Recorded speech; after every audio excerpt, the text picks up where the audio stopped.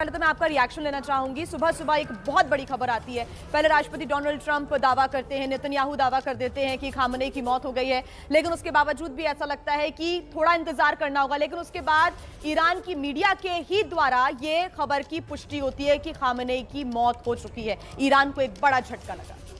देखिए, बहुत साफ है कि अमेरिकन हेजेमनी और अमेरिकन यूनिलैटरलिज्म जो है वो दुनिया में कहीं पे भी स्ट्राइक कर सकता है, किसी को भी अपने घर में मार सकता है। और अगर ये खबर सच्ची है कि खमेनी को अपने ही घर में उन्होंने एयर स्ट्राइक में मारा है तो बहुत दुखद बात है। मुझे लगता है दुनिया में ये लगातार जो अमेरिकन हेजेमनी ने हर जगह रेजिम चेंज के ऑपरेशंस के हर जगह अपनी गुंडागर्दी दिखाई है, इजराइल के को यूज़ करके या इजराइल अमेरिका का यूज़ करता है, उसमें हम नहीं जाएंगे कि कौन किसको यूज़ करता है, लेकिन अमेरिका और इजराइल ने जो गुंडागर्दी की है, मुझे लगता है दुनिया में कोई किसी को भी अच्छा नहीं लगेगा, नहीं लगना चाहिए। क्योंकि आप सोचिए कि किसी भी कंट्री को इस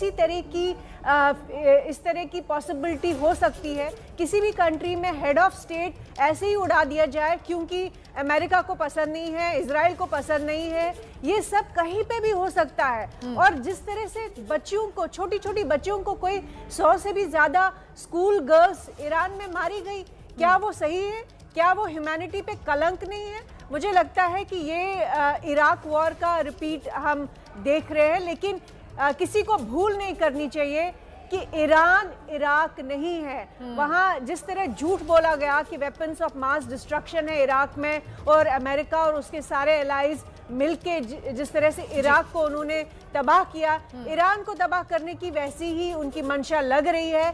लेकिन ईरान एक बहुत, जैसे कुलकर्णी जी बोल रहे थे, ईरान बहुत पुरानी सभ्यता है। ईरान का जो आप पूरा गवर्नेंस स्ट्रक्चर देखेंगे, एडमिनिस्ट्रेटिव स्ट्रक्चर देखेंगे, खमेनी हो या नहीं हो, IRGC के कमांडर्स मारे जाए या नहीं मारे जाए, आपको याद होगा जून में जब स्ट्राइक्स हुई, IRGC के लगभग 60 से भी ज़्यादा कमांडर्स, टॉप के कमांडर्स मारे गए जी। लेकिन उसके बाद भी IRGC खड़ी हो गई। आज लगातार वो बम्बार्डमेंट कर रही है। 8 से ज़्यादा नेशंस पे उन्होंने साइमल्टेनियसली स्ट्राइक किया है अरेबिया में। तो वो क्या दिखाता है? वो ये दिखाता है कि ईरान बेशक एक छोटी कंट्री हो, उतनी बड़ी ताकत ना हो अमेरिका और इजराइल जितनी, उनके पास तो न्यूक्लियर वेपन्स है, लेकिन उसके बाद भी ईरान साइमल्टेनियसली स्ट्राइक कर रहा, रिटेलिएट कर रहा है हो और लड़ाई कर रहा है अपने अस्तित्व के लिए, अपने स्टेट के लिए। तो मुझे लगता है ओवरऑल अगर देखा जाए,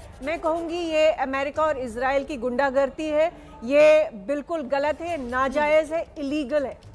बिल्कुल। विनोद दत्ता जी भी हमारे साथ जुड़े हुए हैं। विनोद जी, क्या आप भी इसको ऐसे ही देखते हैं कि अमेरिका इजराइल की कहीं ना कहीं गुंडागर्दी है? क्योंकि अगर हम पिछले कुछ दिनों की बात करें तो वेनेजुएला में क्या हुआ, पूरी दुनिया ने ये देखा, और उसके बाद भी सवाल उठ रहे थे कि ऐसा किसी भी कंट्री के साथ हो सकता है कि आप वहां के मुखिया को ही उठाकर ले आए, उनको किडनैप कर लेते हैं और उसके बाद अपने नीतियों को वहां लागू करने की कोशिश होती है। तो ऐसे में क्या आप इस पूरी रणनीति को जो अमेरिका की है उसको ऐसे देखते हैं विनोद जी? हाँ, बिल्कुल। मैं पिछले प्रवक्ता से बिल्कुल वाकिफ रखता हूँ, इत्तेफाक रखता हूँ, क्योंकि आप ये देखिए जिस तरह से अमेरिका की दादागिरी दिखाई दे रही है, अमेरिका का इंटेलिजेंस आप देखिए, आपने उन्होंने इराक का उदाहरण दिया था कि साहब वहाँ केमिकल वेपन्स हैं या वेपन्स ऑफ मास डिस्ट्रक्शन है, वहाँ कुछ नहीं था, केवल तेल था। और यहाँ भी वही है, क्योंकि आप देखिए जब अमेरिका का साया था ईरान के ऊपर, तब ईरान में करप्शन बड़ा रैम्पेंट था। रजा शाह पहलवी ने तो एक तरह से ईरान को गिरवी रख दिया गया था।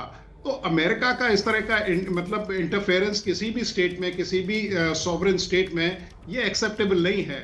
मैं तो कहता हूं कि लोग पीस नोबेल प्राइज की वो उम्मीद रख रहे हैं ट्रम्प साहब, उनके खिलाफ तो मुकदमे चलने चाहिए, उनको तो एकदम इम्पीचमेंट का महाभियोग चलना चाहिए।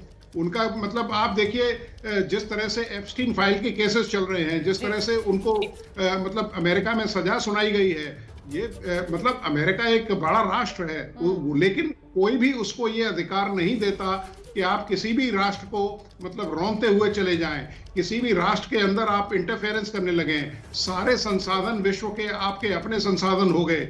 मतलब यहाँ तो वही है, आइदर माई वे और हाईवे। तो ये जो सोच है अमेरिका की, जो कई देशों को मिलके इसको मतलब बदलना पड़ेगा।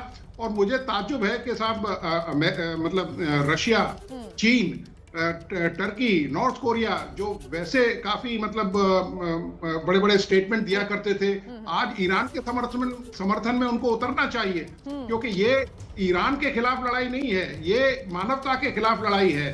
ये मतलब किसी भी स्टेबल पॉलिटिकल एस्टेब्लिशमेंट के खिलाफ लड़ाई है।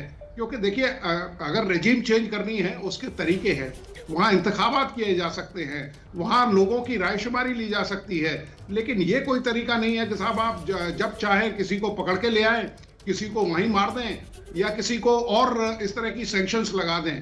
तो ये जो अमेरिका का रवैया है, मुझे लग रहा है कि साहब अमेरिका मतलब जिस तरह से मेक अमेरिका ग्रेट अगेन की जगह मुझे तो लग रहा है मेक अमेरिका ग्राउंडेड अगेन, क्योंकि वो दिन आने वाले हैं जब लोग अमेरिका की खुलकर खिलाफत करेंगे। और अमेरिका के लिए एक बहुत बड़ा मतलब सूचक होगा कि मतलब जो उसका वर्चस्व है पूरे विश्व में, वो ढलता हुआ नजर आ रहा है। बिल्कुल, ये जो मिलिट्री प्रतिक्रियाएं हैं सर सामने आ रही है, लेकिन हो चाहे रशिया हो या फिर चाइना हो, ये कहां है, इनकी तरफ से क्यों अभी तक बहुत खुलकर बयान सामने नहीं आए हैं? कर्नल दानवीर हमारे साथ जुड़े हुए, क्या कहेंगे? क्योंकि ईरान के लिए लगातार ये देश बोलते आए हैं, लेकिन जैसे ही अमेरिका का इंटरफेरेंस होता है, बहुत ज्यादा कुछ खुलकर नहीं कहा है। बस रशिया ने ये कहा था कि शांति दूत अमेरिका अपने असली रंग दिखा रहा है, लेकिन बहुत ज्यादा खुलकर इस युद्ध में आना, ये फिलहाल स्थिति स्पष्ट नहीं है। देखिए, एक दो चीज क्लियर कर देते हैं जी।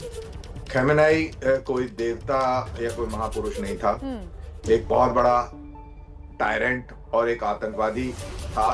मारना जाना बहुत सुखद है ईरानियन लोगों के लिए।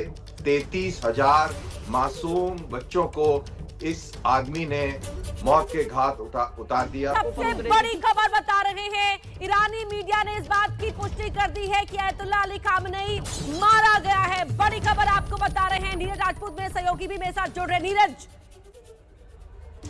ये अपर्णा की खामनेई की मौत हो चुकी है और उनके साथ साथ उनके परिवार के 3 और लोगों की मौत हुई है, जिनमें उनकी बेटी, उनके दामाद और उनकी पोती, ये 4 लोगों की मौत कंफर्म कर दी है ईरान ने। ईरान की तरफ से ये वहां पर जानकारी दे दी गई है कि अयतुल्ला जो खामनेई है, जो कि सुप्रीम लीडर हैं ईरान के, उनकी मौत हो चुकी है। और मौत कैसे हुई है? ये जो इजराइल और अमेरिका ने जो हमले किए थे, कल हमने देखा था शनिवार को, उन्हीं हमले में उनकी मौत हुई है। काफी देर तक उन्होंने बचा कर रखा है, इस खबर को बचा कर रखा है, लेकिन ऐसा लगता है कि वो हताहत हुए होंगे, घायल हुए होंगे, अस्पताल ले जाया गया होगा, इसीलिए खबर को रोका गया था। लेकिन अब कंफर्म कर दिया है ईरान ने कि खामनेई जो है उनकी मौत हो चुकी है, जो सुप्रीम लीडर हैं, जिसके लिए मेन ऑब्जेक्टिव था अमेरिका और इजराइल का कि उनको मारना है, उनकी मौत हो चुकी है। जो उस घर में, उसी ऑफिशियल रेसिडेंस में जहां पर तेहरान में उनका घर है, उस घर पर जो बमबारी की गई थी, 30 बंकर बस्टर बम मारे गए थे। 30 अमेरिका और इजराइल ने मिलकर 30 बम उस घर पर गिराए थे, जिसमें खामनेई मौजूद थे। उनके साथ साथ उनकी बेटी, उनका दामाद और उनकी पोती की भी डेथ हुई है। ये कंफर्म कर दिया गया है ईरान की तरफ से। ये बड़ी ब्रेकिंग, इस वक्त की दुनिया की सबसे बड़ी ब्रेकिंग है कि खामनेई की मौत हो चुकी है ईरान में अमेरिका और इजराइल के हमलों में। नीरज, इससे पहले अमेरिका की ओर से यह भी कहा गया था कि वहां की आवाम से युद्ध नहीं है, जो युद्ध था वो खामनेई के खिलाफ था। और ऐसे में अब ये प्रेस टीवी की ओर से कंफर्मेशन इस बात का कि खामनेई इस हमले में मारे गए हैं। प्रेस टीवी जो है आधिकारिक चैनल है ईरान का, और इसीलिए अगर वो ये खबर दे रहा है कि वहां पर उनकी मौत हो चुकी खामनेई की, तो इसका मतलब ये मानिए कि ईरान की सरकार ने ही ये खबर दी है उनको कि खामनेई की मौत हो चुकी है।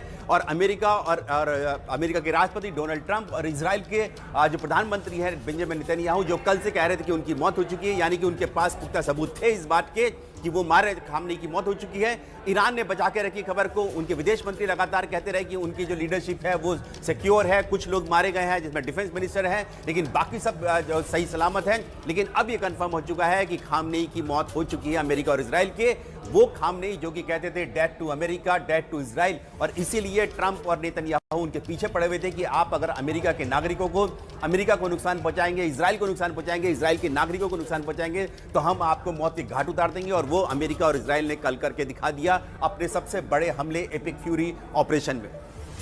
बिल्कुल, मौत हो गई है अयतुल्ला अली खामनेई की इस युद्ध में। प्रेस टीवी ने मौत की पुष्टि कर दी है। नीरज, अब आगे क्या? क्योंकि इससे पहले सवाल यही उठ रहे थे कि ईरान में सत्ता का परिवर्तन ही अमेरिका का मकसद है, और अब आगे क्या? देखिए अब जो होगा ये क्योंकि पहलवी जो वहां के जो अब्दस जो कि राजा हैं, उनके वंशज हैं, जिनको हटाया गया था शाह शासन के, उन्होंने भी इस बात की पुष्टि कर दी थी कुछ घंटे पहले कि इनकी मौत हो चुकी है। अमेरिका की कोशिश यही रहेगी कि जो पहलवी हैं, उनको रजा पहलवी, उनको यहां पर लाया जाए, यानी कि जो उनकी अमेरिका की जो सपोर्ट से सरकार बनेगी उसको वहां पर सरकार चलाने का आदेश दिया जाए। क्योंकि ऐसी खबरें भी आ रही हैं कि खामनेई की मौत से जो जश्न जो है लोगों ने ईरान में मनाया है, हालांकि कुछ लोग उनसे जरूर दुखी भी होंगे, लेकिन एक बड़ा पक्ष ऐसा है ईरान का जो कि चाहता था कि खामनेई हटे। कट्टरपंथी जो सरकार है जो इतने सालों से चल रही थी, पिछले 50 सालों से, उनको हटाया जाए। पहले खामनेई अयतुल्ला खुमैनी बने थे वहां के सुप्रीम लीडर, वो भी कट्टरपंथी थे जो कि अमेरिका और इजराइल और पश्चिमी देशों के खिलाफ रहते थे। उसके बाद एक खामनेई ने सरकार संभाली और उनका शासन जो है कई दशक से चल रहा था, इसलिए अब उनको हटाना जरूरी था, जो कि अमेरिका, इजराइल और साथ ही जो Gulf countries Saudi Arabia, UAE, Oman, Qatar, इन सब कंट्रीज को अपना दुश्मन मानते थे। उनका यह कहना था कि अमेरिका के पिछलग्गू हैं, अमेरिका की गोद में बैठते हैं, इसीलिए उनकी दुश्मनी थी। और कल हमने देखा कि कितने बड़े हमले जो था ईरान की तरफ से किए गए थे, वो सिर्फ और सिर्फ इसी वजह से किए गए थे क्योंकि खामनेई जो थे हताहत हुए थे इन